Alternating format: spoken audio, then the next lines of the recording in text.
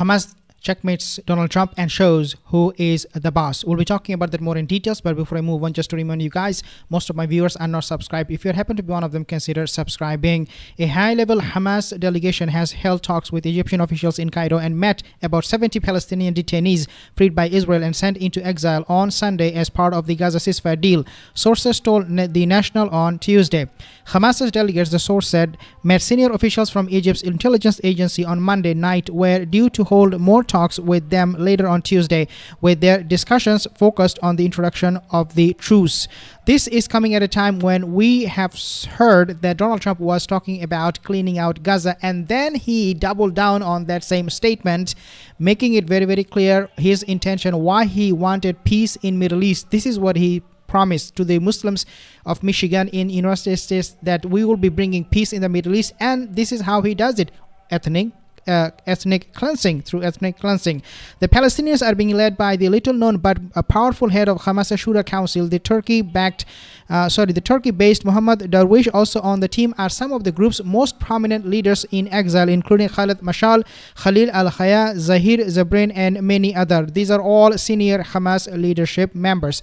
The visit by the Hamas leaders to Egypt comes after President Donald Trump repeated on Monday his desire to move Palestinians from Gaza to quote-unquote safer locations, including Egypt or Jordan. Over the weekend, he called Egyptian and Jordan to take place from Gaza to clean out the whole thing.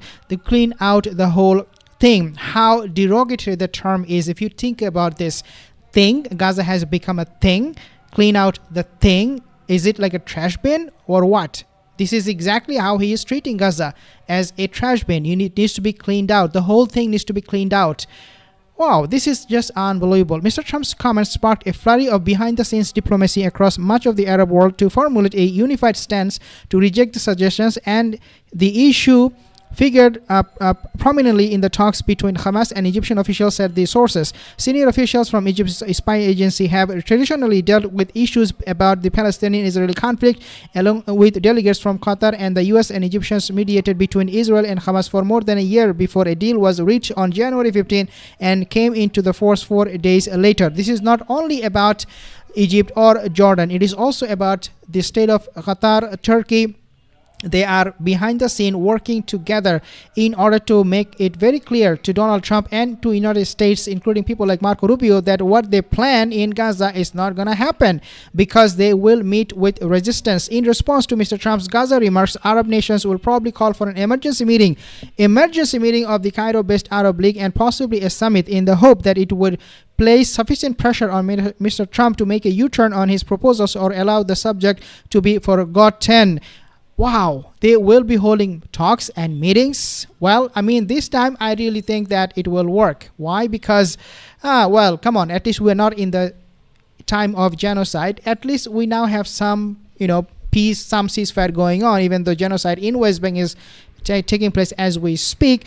But nevertheless, sitting together, meeting, with the Arab leaders, I think that kind of initiative is this time at least will be fruitful. Why? Because now we have a very, very different circumstance, guys. Remember, Gaza is won by Hamas, not by Israel, not by Zionist forces. The Zionist forces will never, ever, ever, in their right mind, will go back to Gaza, because they do not want to see more death of their Zionist troops. Mr. Trump, who returned to office for a second term on January 2nd, said he wanted Jordan and Egypt, which are bound by peace treaties with Israel, to take people from Gaza, a territory he said had become a demolition site, quote unquote. Now, I want you to take a look at this particular, or take a listen at this particular video of Donald Trump, what he was saying. I said to him, I'd love you to take on more, because I'm looking at the whole Gaza Strip right now, and it's a mess. Okay, so this statement, the one you're hearing right now, these comments came after he said initially that Gaza needs to be cleaned out. Real mess. He'd like Jordan to house people from Gaza, to take people.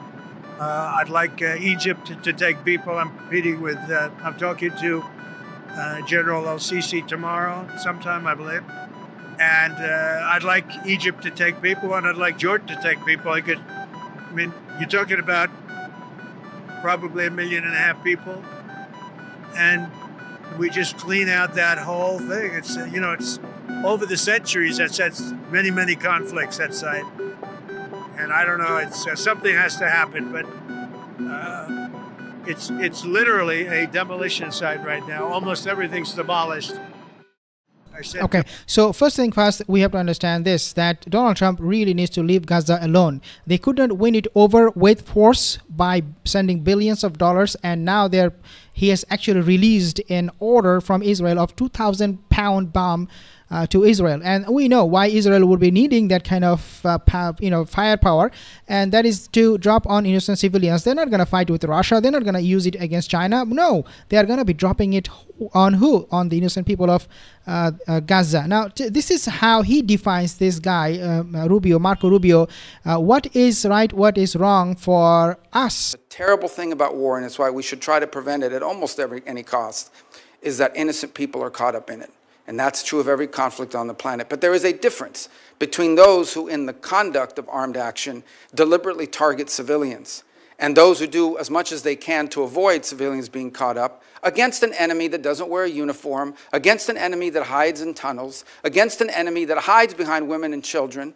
Okay, I don't want to play this tape because he just speaks rubbish. He doesn't know what is happening, and he doesn't really know how to truly value human life, because for him, humanity means only for the people of Zionist state of Israel, not for anybody else, and also for Americans and the Western countries.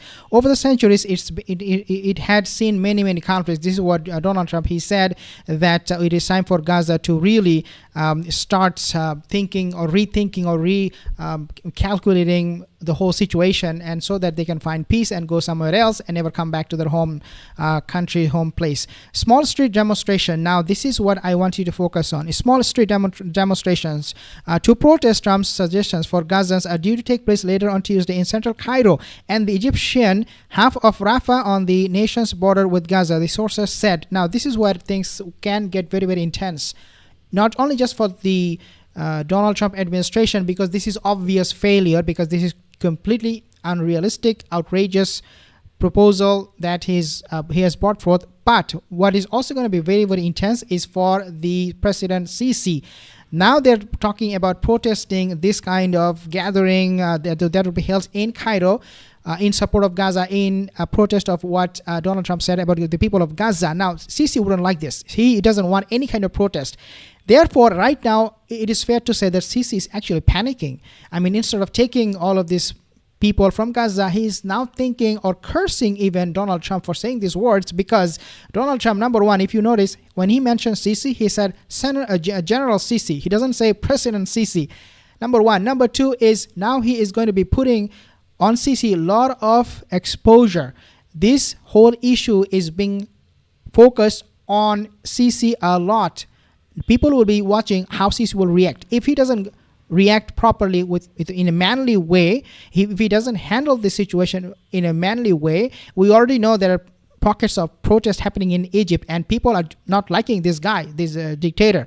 Therefore, it can get out of control because of this Donald Trump's comments. It can have a domino effect, and Sisi could even fall. He doesn't want this. He doesn't like this kind of protest. Therefore, it is actually making it absolutely inconvenient for Sisi, to say the least, that Donald Trump said something like this.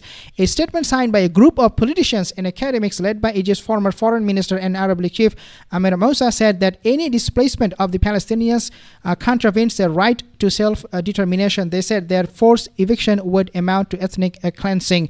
We do not even have to elaborate on this, because this is a clear-cut ethnic cleansing. Now, what is very interesting is what I have heard from the Iranian foreign minister Abbas Agharchi. He said that why don't you send all of these people of Israel to Greenland? That way you can occupy Greenland and you'll have a place for the Zionists, for them to live in peace. That was quite a bit of a statement coming from a foreign minister of Iran, especially now that Iran is trying to negotiate the nuclear treaty deal, JCPOA, with US, and they're seeking peace, as they should be.